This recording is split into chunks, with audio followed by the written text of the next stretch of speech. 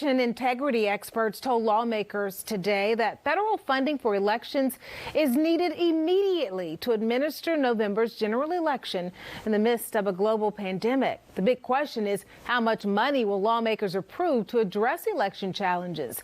Our Samantha-Jo is taking a closer look at this part of the ongoing negotiations for another sweeping stimulus package. With the 2020 general election only 90 days away, concern is growing that states may not have the tools they need. Offering robust voting by mail, early voting, and election day options to minimize confusion and risk are optimal.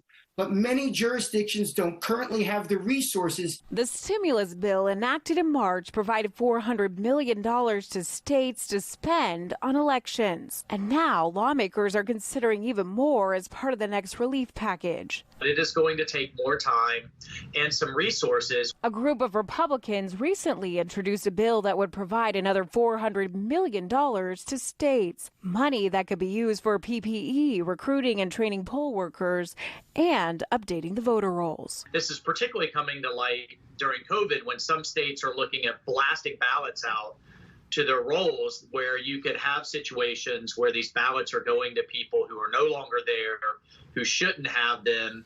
That figure is significantly less than the $3.6 billion in additional election funding that Democrats passed out of the House back in May. The amount of funding has to be commensurate with the threat.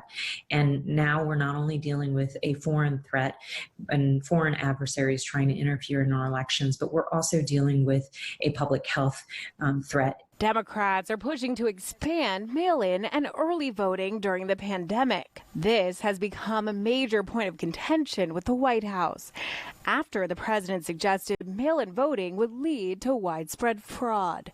Election experts say that is rare, but it is now contributing to a stimulus stalemate on Capitol Hill. If there's one area that we should have bipartisan agreement on, that should be the area of protecting our democracy.